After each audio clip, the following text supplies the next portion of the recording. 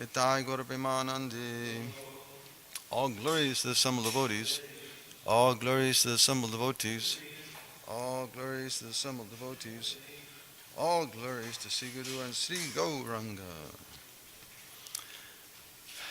Nama Om Vishnu Padaya Krishna Padasthaya Bhutale Srimate Bhakti Vedanta Swami Niti Namine Namaste Saraswati Deve Gauravani Pracharine Nivesesha Shunyavadi Pastatari Shatarine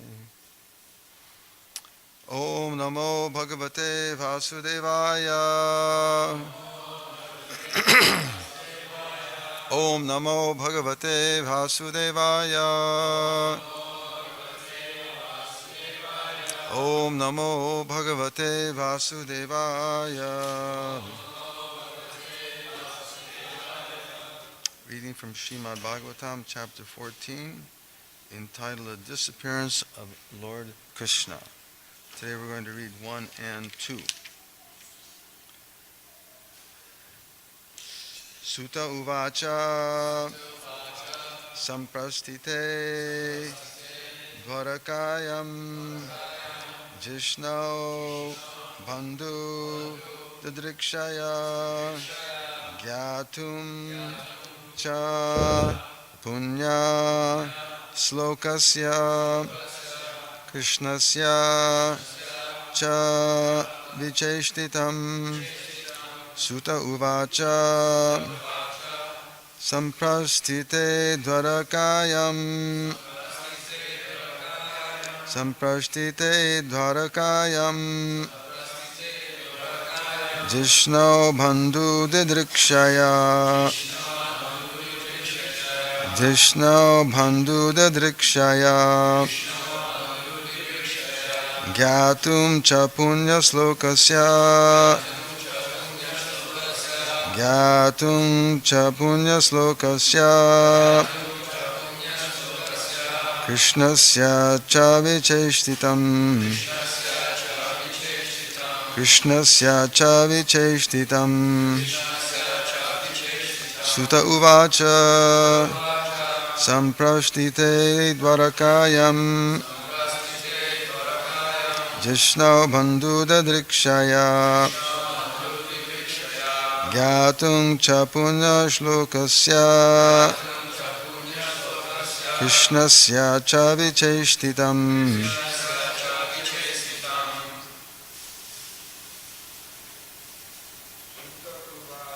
Sutta Uvacha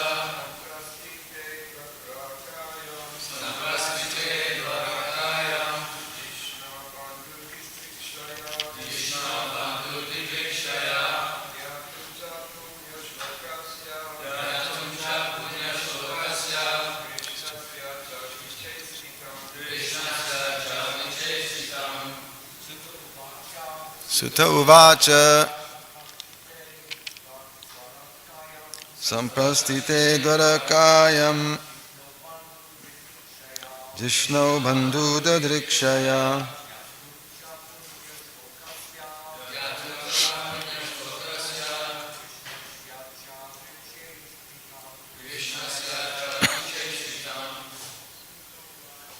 Sutta Uvacha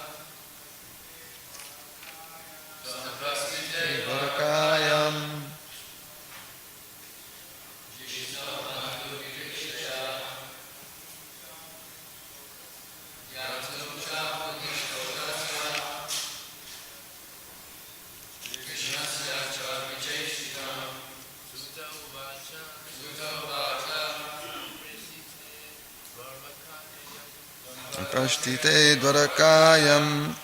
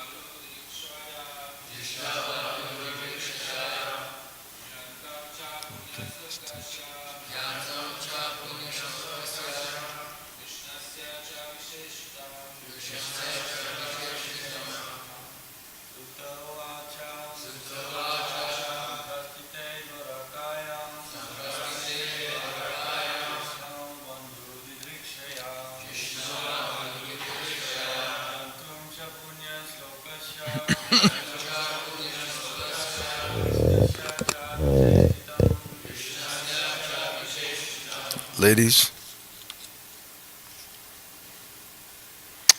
Sutta Uvacha, Sri Sutta Goswami said, Samprashtite, having gone to Dwarakayam, the city of Dwaraka, Jishno, Arjuna, Bandhu, friends and relatives, Didrikshaya, for meeting them, Gyatum, to know, Cha, also, Punyashlokasya, of one whose glories are sung by Vedic hymns, Krishnasya, of Lord Krishna, Cha, and Vicheshtitam, further programs of work. Translation and purport by His Divine Grace A.C. Bhaktivedanta Swami Srila Prabhupada Ki Jai.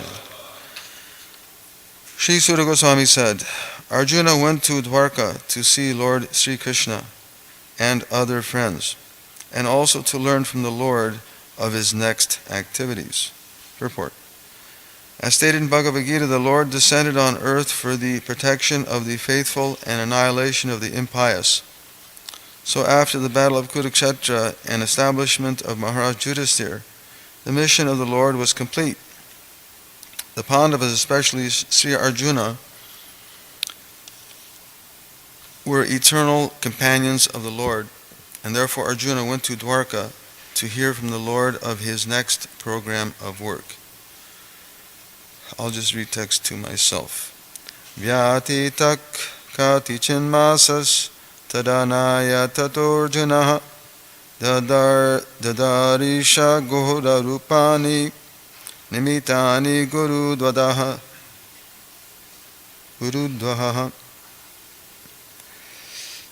Translation. A few months passed, and Arjuna did not return. Maharaj Yudhisthira then began to observe some inauspicious omens, which were fearful in themselves.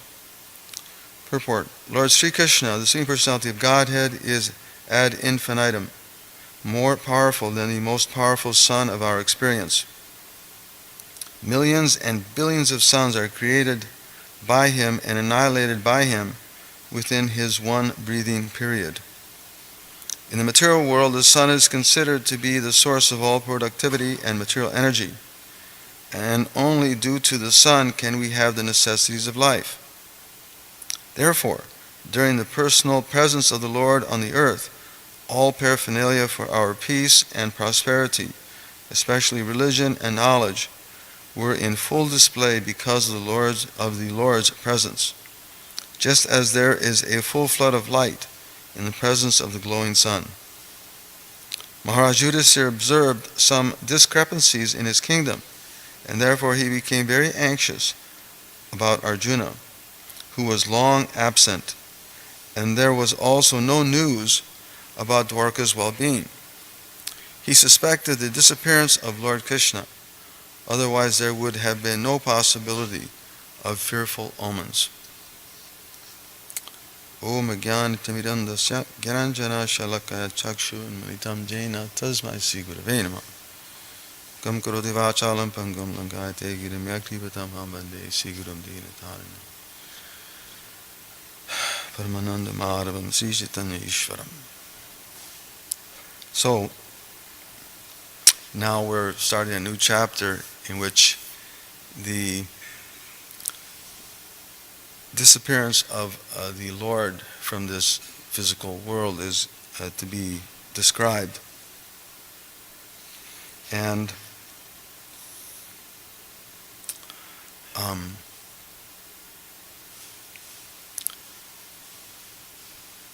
Srila Prabhupada begins by pointing out that the Supreme Lord, Sri Krishna, is ad infinitum more powerful than the most powerful sun of our experience.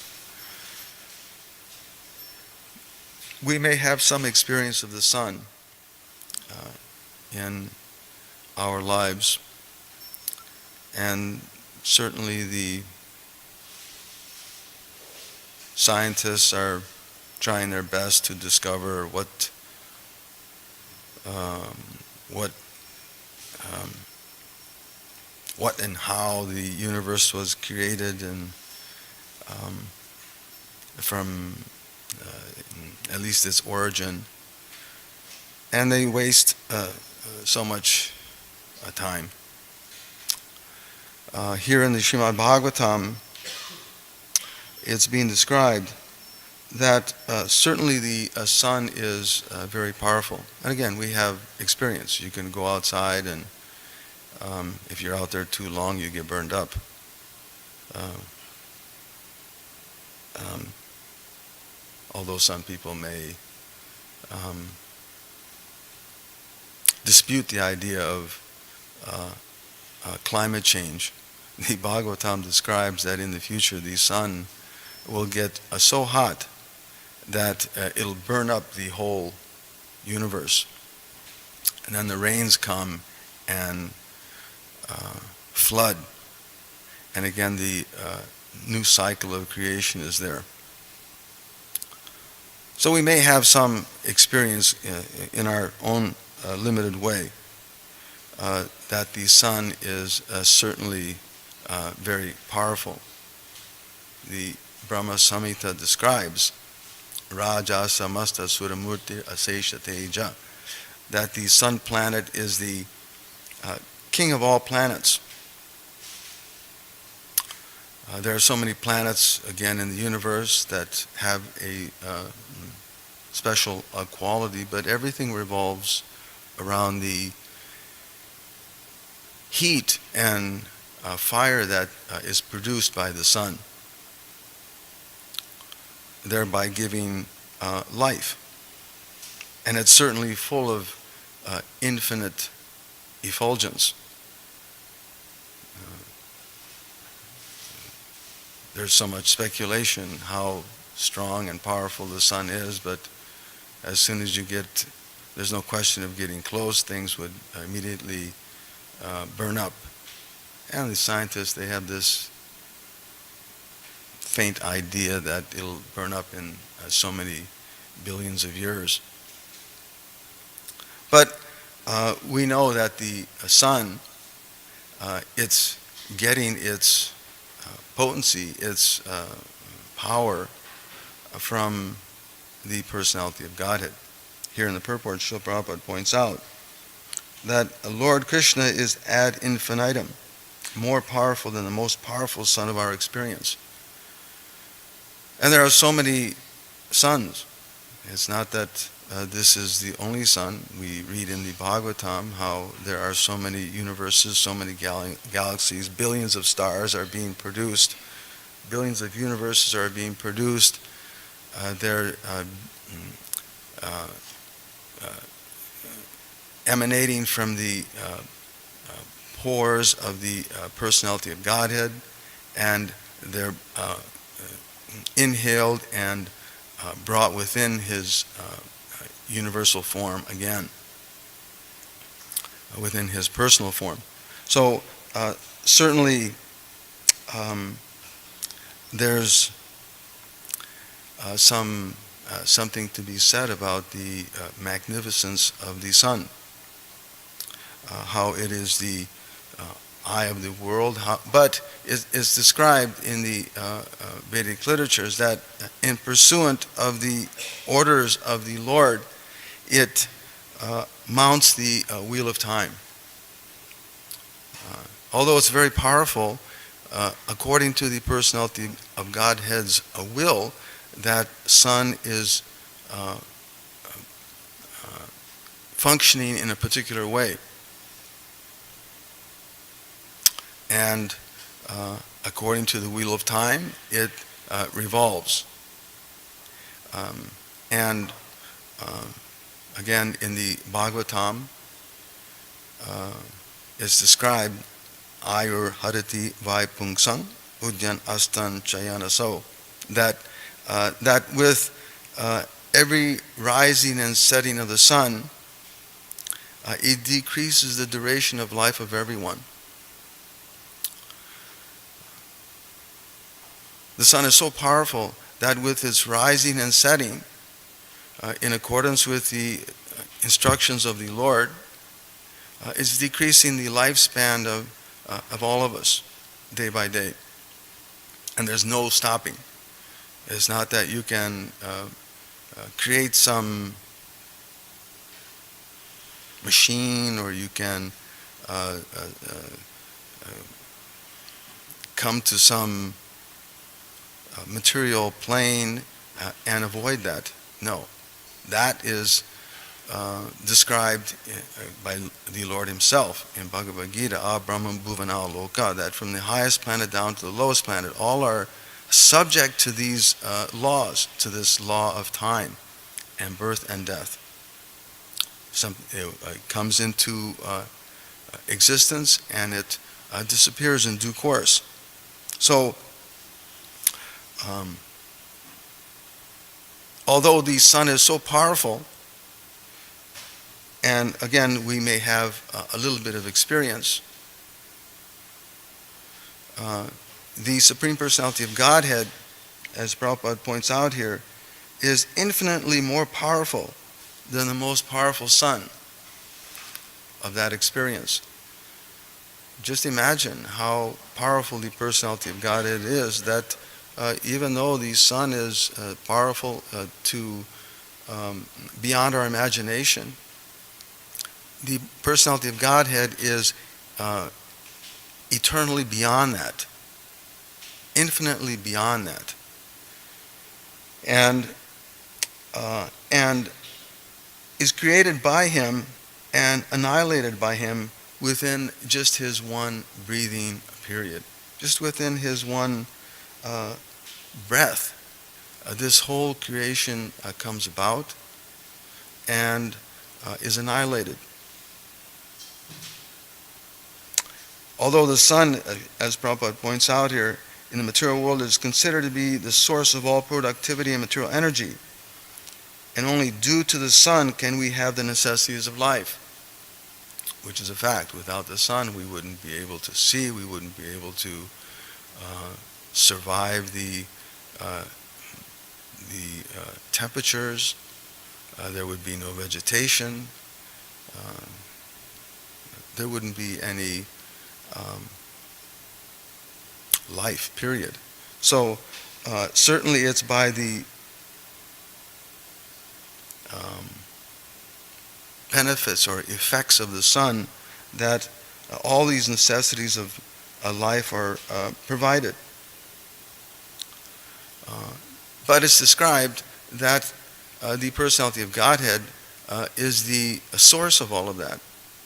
Therefore, when He was here personally on the earth, as Prabhupada points out here in the purport, all the paraphernalia for our peace and prosperity, especially religion and knowledge, were in full display.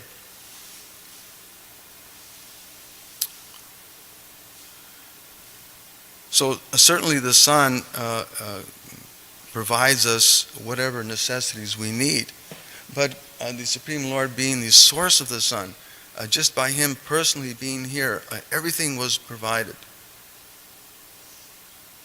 for. There was no shortage.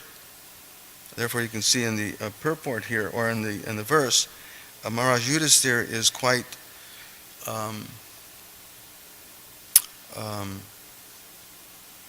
perturbed that he's observing certain things that are happening within the world, within society. Because when the Lord is present, certainly all the benefits of and needs were provided for. There was no shortage. People were not in anxiety about certain necessities of life. So they were in full display. But now, all of a sudden, he's noticing there are certain omens, as we'll read later on in the chapter. There were so many discrepancies all of a sudden arising. Particularly, the qualities of Kali Yuga were manifesting. namely quarrel and hypocrisy, and especially this cheating, which we see and so prevalent in the present society. These qualities were gradually manifesting, and he was observing them. So there must have been something was amiss. Typically, typically we understand progress as some movement. Just as here Prabhupada was describing how all of the necessities of life, especially religion and knowledge, peace and prosperity, we can understand to be progress. People are looking for progress in their daily lives. They're looking for some prosperity, or they're looking for some peace, or they're looking for some harmony in the world. Typically we associate that with progress. But there's one writer who writes that don't confuse motion with progress. There may be a lot of activity going on in the world, just like now we're seeing so many things that are very active. People are busy doing this and doing that. Even sometimes in our own lives we're quite busy, but one should not confuse that with progress. And he writes that also a rocking horse has a lot of movement, but it's not going anywhere. So we can be very active, and again, we're thinking in society that we've accomplished so many things. We're very active in so many different ways. People are so active, even in their sleep, they can't sleep at night, they're so active. Their brains are so active, suffering from insomnia and everything else. So they're very active, but it doesn't, but one should not be confusing that with progress. Again, the horse is in one spot and it's quite active, but it's not progressing anywhere. So real progression means that all of the basic necessities of life, as Prabhupada points out here, all the paraphernalia for our peace and prosperity were in full display during the Lord's presence, just as there is a full flood of light in the presence of the glowing sun. Everything is quite clear when the sun comes up, isn't it? We can see where the roads are, we can see where the movements of various living entities may be. We can understand where the trees are and this and that. It's quite clear. There's no confusion when the sun is up. But when the sun is down in its darkness, then whatever movement may be going on, it's not providing anything. It's not offering any relief. So here,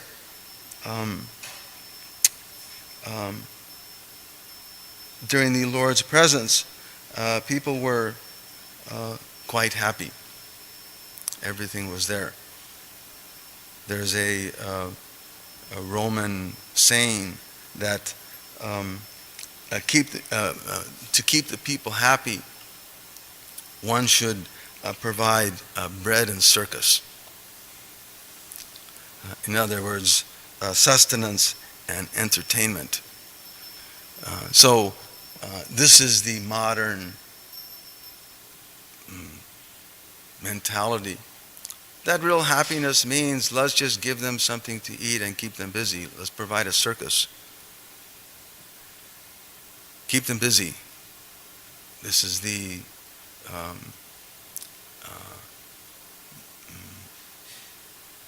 mentality that the leaders of society want to instill in people. Oh, just just give them something to eat, give them a little sense gratification, a little bit of circus, and they'll be happy. They won't say anything. Who cares? Society goes on. We enjoy ourselves. We do as we like. We can manipulate, etc. Just give them some food, bread, and circus. But in actuality, all this does is helps to develop the baser qualities of a human being. And this is going to be more revealed as we move on into this chapter. But we can see it practically, that people are engaged in simply eating and sense gratification, and developing baser and baser qualities. And such miserable people, because in actuality they're not happy, they're just miserable. They'll do anything for their fame, adoration, or distinction. Anything. And to the point of hurting others and engaging in all sorts of low-class, dastardly activities. And that is, this is what Maharaj Yudhisthira is sensing, that now all of a sudden so many things are happening in the world. Certainly this must have some connection with the personality of Godhead, because while he was present here with us, these things were not present. Now all of a sudden there are so many terrible omens, as we'll read later on again in this chapter, that the jackals are howling, and the cows are giving blood, and that the dogs are barking fearlessly. There's cloudless thunder. So many terrible omens. Certainly, there's something is amiss here, and he's very concerned, very fearful that certainly this is connected with the Lord's disappearance. Otherwise, there would have been no possibility of fearful omens. He suspected the disappearance of Lord Krishna. So, this is a very wonderful description, very wonderful chapter, and we're going to be hearing some very wonderful descriptions how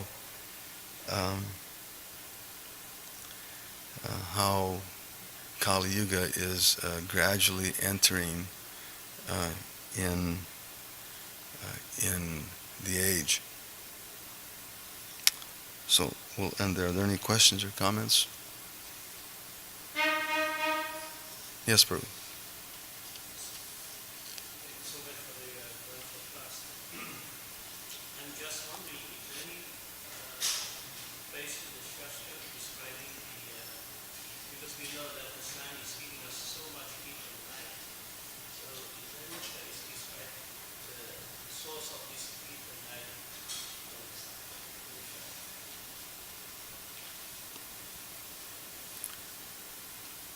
The source that, well, let's ask Judah Karma. He's our scientist. I couldn't hear the question.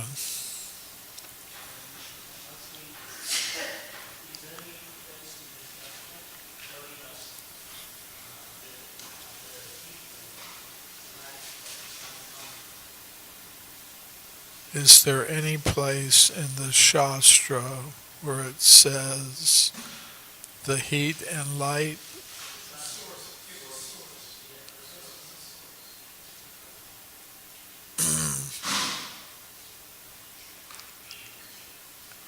mean, Srila Prabhupada says it many times in his purports. I'm not exactly sure about Shastra. There is a verse in the Bhagavad Gita, I forget.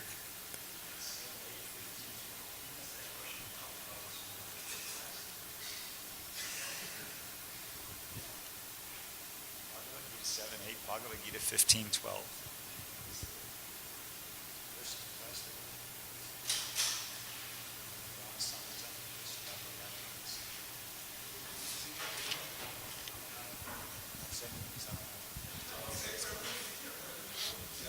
Yeah, the Bhagavad Gita 7:8. Rasoham apsakunte prabhasmi sasri surayo. I am the light of the heat, and the sun of the moon. And in Bhagavad Gita 15:12, Krishna says, I am the splendor of the sun.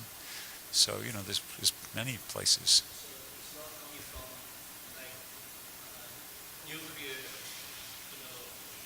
I never heard Prabhupada describe it like that. Prabhupada said, the sun is a reflection of the Brahma Jyoti, and the Brahma Jyoti is a reflection of Krishna's body. I've heard him say that many, many times in lectures. I've discussed that point with Judah Karma, and he made the comment that Prabhupada might be using the word reflection in the sense of a derivative. In other words, the sun derives its power for illumination and whatever it's doing, heating, from Brahma Jyoti, and the Brahma Jyoti is a derivative of Krishna's body. So that's best like it. Yes, Archita Prabhu. As Jutakar Prabhu alluded to, Prabhupada does say several times that there is a form of Krishna known as Surya Narayan. It's lying in the sun, and he's the actual source of the heat and light. Now, the scientists may say fusion, fission, all of that, but still, the source of all that is Krishna. If you take an atom and you break it like they do, they break the atoms and they get atomic bombs. But where did that atom come from? So ultimately, the source of atomic energy is Krishna. And that source, in the case of the sun, is the Surya Narayan form of the Lord who's lying there. And he's the one who's giving this unlimited heat and light, because no material object can go on giving heat and light unlimitedly like that. They agree that the sun is billions of years old, where they cannot make any formula, any equation to show how a material object can keep on generating heat and light for billions of years. That's not possible. So it's definitely a divine form of the Lord, and so you may break it down into nuclear fission and fusion, whatever you want to call it, but the source of those atoms that are being broken open and exploding is Krishna.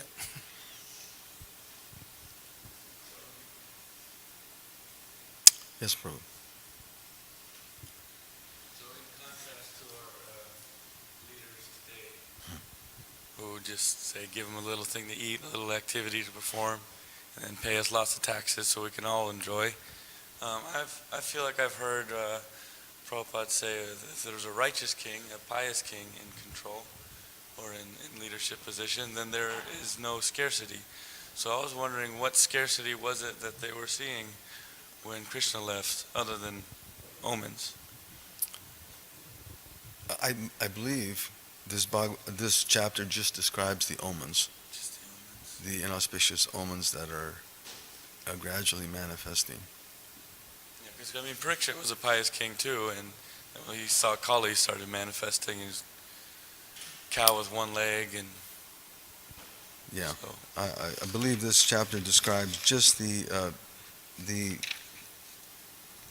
principal omens, the wind blowing in a terrible way, the deities were crying in the temple, all the cities and villages and hermitages were devoid of natural beauty, the rays of the sun were declining, the stars appear to be fighting amongst themselves.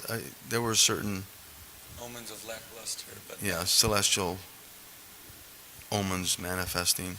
not.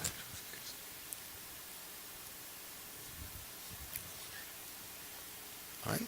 Srila Prabhupada ki jai.